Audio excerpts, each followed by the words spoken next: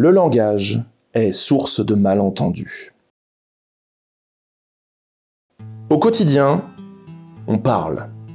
On écoute d'autres gens parler, on lit, on écrit. On se parle à soi-même parfois. On s'engueule, on débat, on n'est pas d'accord, on déclare ses sentiments, on analyse, on refait le monde, on pense, on développe, on argumente. Et environ 10% de tout ça, de ce qu'on dit, de ce qu'on entend, de ce qu'on écrit, et j'en passe, eh bien, c'est de la... Ouais, de la. Les deux mots les plus utilisés de la langue française. Statistiquement, à peu près 1 mot sur 14 qu'on emploie, ou qu'on rencontre au quotidien, est de. Allez, vous m'êtes sympathique, sauf Eudes peut-être, mais bon, on va faire abstraction. Alors je vais vous donner les 20 premiers mots de la liste. Retenez-les bien parce que ça vous sera utile dès demain. C'est faux. Mais remplir sa caboche avec plein de petits savoirs inutiles en apparence, c'est aussi un des objectifs du Muséum des Pourquoi. Donc, les 20 mots que vous utilisez le plus souvent donnent ceci. De la et le a, en des du lait, est un. Dans par une au pour, sur qui a que. En vérité, il y a un peu plus de profondeur à tout ceci qu'une simple phrase dénuée de sens. Celle-ci, en plus, je vous l'accorde, ne vous liste pas les conjonctions de coordination en nous demandant où serait passé ce gars au nom chelou qu'on dirait un mentaliste à peu de choses près. Vous l'avez ? Mais pourtant, ces 20 premiers mots ont une étrange profondeur si l'on pousse l'analyse un peu plus loin. Si, pour une obscure raison, très probablement nommée ennui ou linguistique, qui sont sans doute synonymes en réalité, vous vous mettez à ranger par fréquence d'usage les différents mots, disons, d'un roman, d'une simple lettre, quasi systématiquement, vous verrez apparaître un schéma inattendu. Enfin, inattendu la première fois. Après, vous vous y attendrez, mais ça n'en sera pas moins assez fou. Le second mot, le plus souvent utilisé, de l'œuvre que vous êtes en train d'analyser, le sera environ moitié moins de fois que le premier. Le nombre d'apparitions du troisième mot sera environ d'un tiers par rapport au premier. Le quatrième, un quart. Le 33e, un 33e, et ainsi de suite jusqu'au bout de la liste. Étonnant, n'est-ce pas ? Pour une raison quelconque, le nombre d'occurrences d'un mot dans un texte est inversement proportionnel à son rang dans la liste totale. Mathématiquement, on dit que la fréquence d'utilisation des mots suit une loi de puissance. Le nom de cette loi ? Zipf. Et bien sûr, elle ne s'applique pas qu'au simple français. Elle fonctionne avec absolument n'importe quoi. L'allemand, l'araméen, le swahili, et même avec des langues qu'on ne sait pas encore traduire à l'heure où je vous parle. Le plus fou dans cette loi de Zipf, c'est que nous ne sommes pas certains d'en connaître la raison. Voilà. Je ne sais pas si vous vous rendez compte du truc. Quelque chose d'aussi complexe, alambiqué, sophistiqué, varié, technique que le langage humain, indépendamment de la langue utilisée pour communiquer, indépendamment du sujet abordé, du niveau de spécificité du vocabulaire, répond systématiquement à une simple loi de puissance mathématique. Et on ne sait pas dire pourquoi. Qu'il s'agisse de la conversation au fond du jardin avec votre pote de collège qui ne vous a jamais quitté, les fesses dans l'herbe en fin d'après-midi après un bon barbecue, vous savez, celle où vous refaites le monde après 2 ou 3 mojitos fraises. Qu'il s'agisse du mail dans lequel vous expliquez à votre patron que ça a beau être un client important, non, vous ne pouvez pas réaliser la totalité du dossier pendant le week-end de Pentecôte parce que vous êtes en vacances au Marine Bar avec vos enfants et votre belle-mère Martine, qui est certes très sympathique, mais qui parle beaucoup trop de son ex-mari, que vous n'avez jamais connu, mais à force c'est tout comme, et qu'en prime vous oubliez de joindre les fichiers. Que ce soit un article de presse, People, de 2008, que vous lisez dans une salle d'attente de spécialistes, en trépignant d'impatience parce que vous vivez dans un désert médical, et que vous avez fait 100 bornes pour enfin décrocher un rendez-vous il y a environ 18 mois, et heureusement que vous l'aviez noté dans votre précédent agenda. Que ce soit ce roman que vous avez commencé il y a 12 ans et qui est au point mort depuis que votre copine de l'époque vous a dit que c'était sympa mais un peu trop alambiqué et qu'on se demandait où ça allait cette histoire de meurtre dans un couvent, alors que vous aviez pris sur vous pour enfin lui faire lire un soir après lui avoir fait l'amour sur le canapé et que vous aviez cru que ça durerait un peu plus que 6 mois, cette histoire, alors qu'en fait non. Bref. Depuis que l'humanité échange des concepts par le biais de mots, en usant ou non de figures de style, de périphrases, d'argot, voire même de mots inventés, et autres néologismes, pourquoi pas, rien ne semble déjouer la loi de Zipf, pathétiquement prédictible. Vous avez parfaitement le droit de ne pas me croire à ce stade, mais voyez plutôt. Cette liste, générée de manière automatique par Wikipédia, compte le nombre d'occurrences de 2,5 millions de mots différents trouvés dans 1,7 million d'articles de l'encyclopédie en ligne. Il existe une petite marge d'erreur, puisque la recherche inclut la casse des mots, c'est-à-dire qu'un même mot avec et sans une majuscule, par exemple, compteront comme deux mots différents. Mais ça donne une bonne idée tout de même. Eh bien, voyons voir. Prenons le rang du mot « pourquoi » par exemple. Il est en 2298e position de cette liste. Le mot le plus utilisé est sans surprise « de ». Il apparaît 42 406 878 fois sur cette sélection d'articles. Si l'on en croit la loi de Zipf, le mot « pourquoi », lui, devrait alors apparaître autour de 18 500 fois environ. Et on n'est vraiment pas loin. Notre univers est globalement chaotique. Il contient toutes sortes de choses qu'on pourrait classer selon des milliers de façons, toutes extrêmement différentes les unes des autres. Notre langage est l'une de ces choses. Il tente tant bien que mal de décrire ce même univers, si vaste que la tâche semble impossible. Et en plus de ça, chaque individu utilisant ce langage possède une façon incroyablement personnelle de le faire. Dès lors, comment se peut-il que notre monde, que notre humanité suive une loi aussi basique mathématiquement parlant? Eh bien, après plus d'un siècle de recherche, nous n'en savons toujours rien, hélas. J'aurais aimé pouvoir vous le dire aujourd'hui et maintenant, mais c'est parfois tout aussi grisant de savoir qu'on ne possède pas de conclusion définitive pour tous les sujets, n'est-ce pas? Et encore, pour le moment, je ne vous ai causé que du langage humain.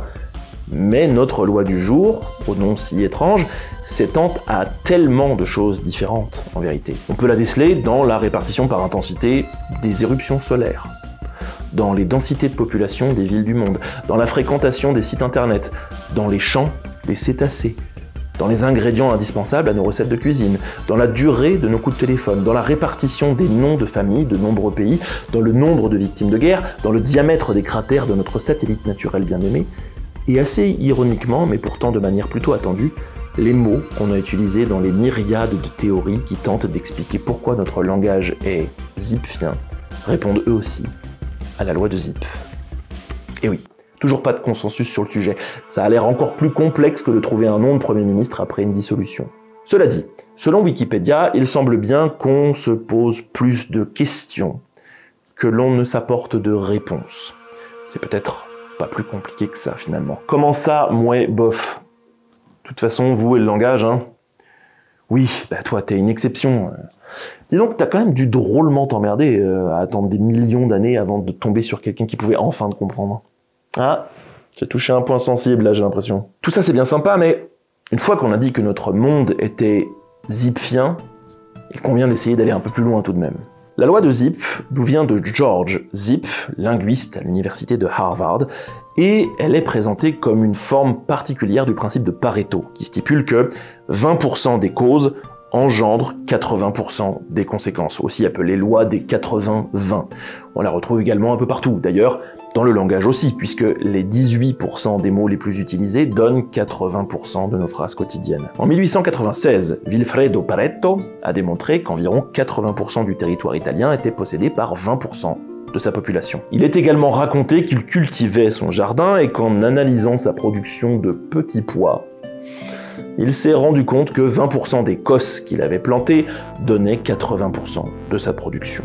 L'histoire ne dit pas pourquoi Pareto aimait tant les petits pois en revanche, même si bon, c'est vrai que c'est plutôt sympa les petits pois, mais enfin, de là à aller les compter et tracer leur provenance dans le jardin, je pense qu'on n'avait pas nécessairement autant de divertissement dans les campagnes italiennes du 19e siècle qu'aujourd'hui. Quoi qu'il en soit, par la suite, d'autres chercheurs ont trouvé cette répartition 80-20 dans énormément de situations différentes. Les 20% les plus riches dans le monde possèdent 80% des richesses. Microsoft a indiqué que 80% des erreurs informatiques dans Windows étaient causées par 20% des bugs connus. 20% de la population mondiale consomme non pas 80, mais bien 100% des cigarettes produites industriellement, mais bon, je vous en parle quand même. Juste pour laisser ce nombre rentrer dans votre cerveau. 80% de la population française habite dans 20% des villes les plus grandes. 20% des nuages produisent 80% des précipitations. 20% de la musique enregistrée tourne 80% du temps sur nos ondes. Vous ne portez que 20% de vos vêtements 80% du temps. 20% des joueurs de n'importe quel sport marquent 80% du score. 80% de vos résultats découlent de 20% de l'effort et du temps que vous y mettez. 20% des clients d'une entreprise sont responsables de 80% de son chiffre d'affaires et 80% des réclamations qu'elle va recevoir viendront de 20% de ses clients. Le principe de Pareto semble également être partout. Ce qui n'est pas plus mal finalement, puisqu'en se concentrant sur 20% de ce qui ne va pas, on peut espérer régler 80% des problèmes. Il existe certainement une infinité de causes qui sont responsables de l'application de ce principe à tellement de situations différentes. Mais si l'on essaie de découvrir certaines d'entre elles, peut-être pourrons-nous essayer de trouver une raison à la loi de Zipf dans le langage. George Zipf lui-même pensait par exemple que cette répartition de la fréquence des mots d'une langue découlait directement du principe de moindre effort, la tendance qu'ont la vie et les choses qui la composent à suivre le chemin de moindre résistance.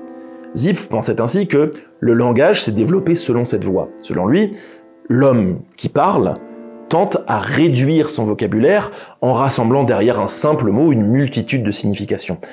Il pensait qu'à cette force d'unification s'opposait, de la part de l'homme qui écoute, une force de signe contraire qui tente à augmenter la diversité du vocabulaire pour mieux comprendre de quoi on parle. Pour ce dernier, le moindre effort, évidemment, réside dans la possession d'un langage composé d'une multitude de mots différents correspondant chacun à non pas seulement un objet, mais une idée complexe et toutes ses nuances possibles. Et donc aux yeux de Zipf, c'est le jeu de ces deux forces opposées qui détermine le nombre de mots d'un vocabulaire, ainsi que leur sens. Peu de mots sont utilisés très souvent et sont très généraux, et une multitude d'entre eux sont utilisés très rarement et sont beaucoup plus spécifiques. Lucien, vous savez, je dois bien passer 20% de mon temps à vous attendre, mais j'ai pas encore identifié la contrepartie à 80% que ça m'apportait. Ça paraît d'autant plus long du coup. Allez, donnez-moi ça. Mandelbrot. Ou Mandelbrot pour les francophones. Oui, effectivement, il va falloir qu'on en parle, vous avez raison. Je vais aborder ça. C'est un peu mathématique, mais je suis sûr que vous pourrez tous suivre si je simplifie un peu. Merci mon vieux. Bon, Zipf avait donc lui-même sa propre théorie, je viens de vous en parler, mais bien entendu, comme je vous l'ai dit, il y en a bien d'autres après lui qui arrivent à d'autres solutions possibles. Parmi eux donc, Benoît Mandelbrot par exemple, qui de son côté, un peu rabat-joie, on va pas se mentir, en même temps le gars est mathématicien, part du principe qu'il y a absolument rien de magique là-dedans. Il en veut pour preuve que si vous tapez au hasard sur un clavier d'ordinateur, ou sur une machine à écrire, chacun son époque, pas d'offense, Lucien, mais ne vous insurgez pas si vite, mon vieux. Enfin, si vite.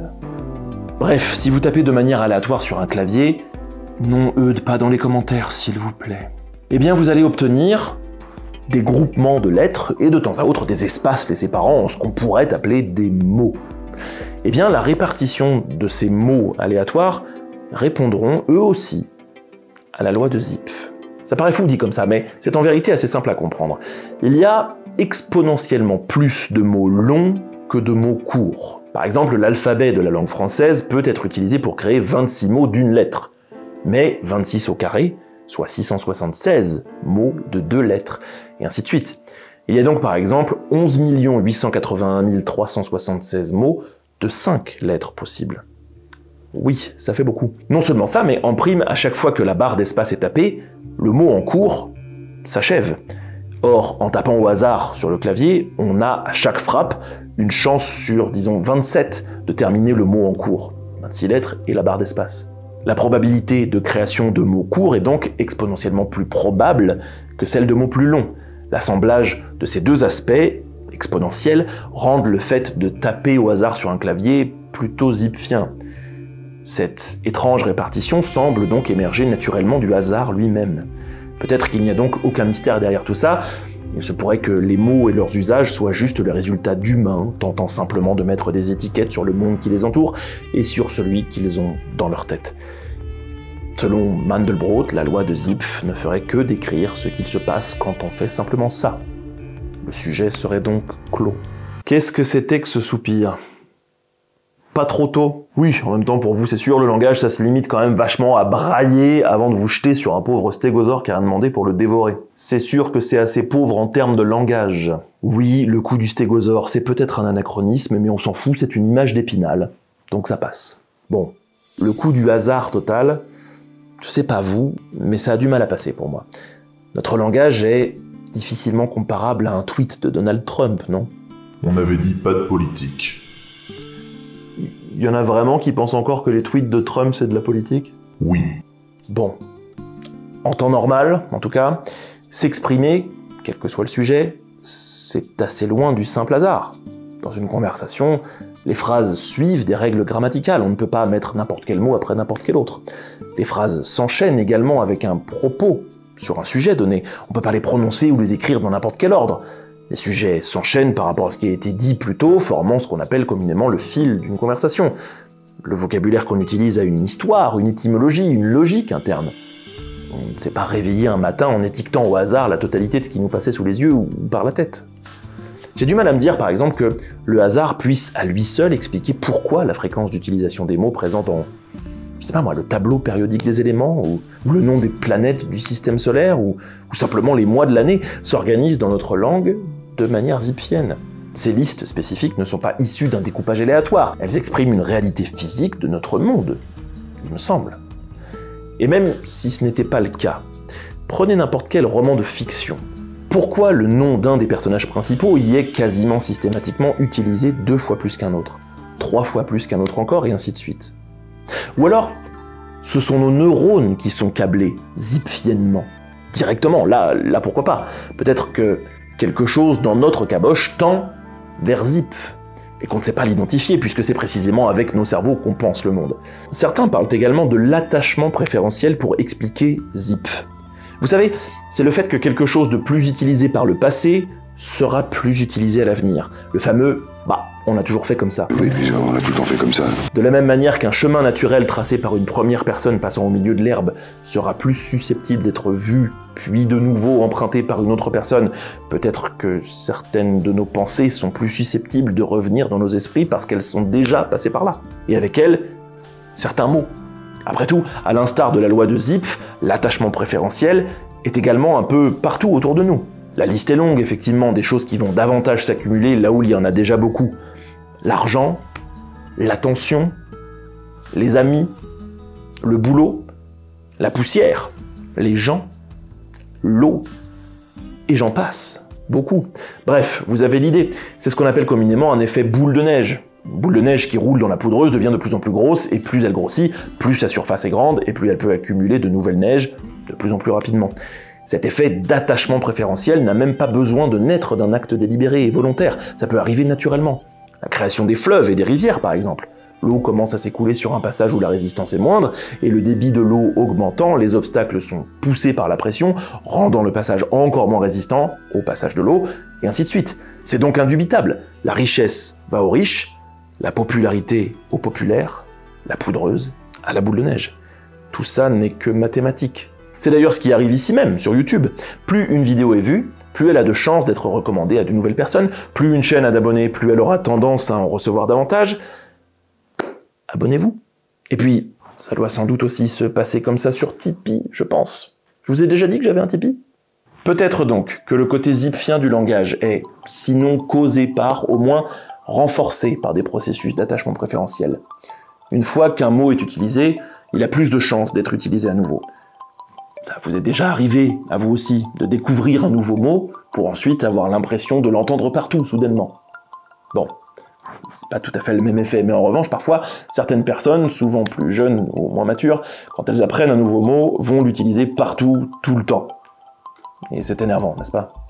En tout cas, il y a fort à parier qu'effectivement tous les processus dont on a parlé dans cette vidéo s'imbriquent pour créer ensemble la tendance de Zipf au sein de notre façon de nous exprimer. Peut-être qu'une partie de notre vocabulaire a été créée aléatoirement, comme nous le suggère Mandelbrot, peut-être que nous utilisons une partie d'entre eux en suivant des processus d'attachement préférentiel, peut-être que le fil de nos conversations suit un principe de moindre effort, peut-être enfin que tout ceci donc induit la relation entre la fréquence d'utilisation et le rang des mots.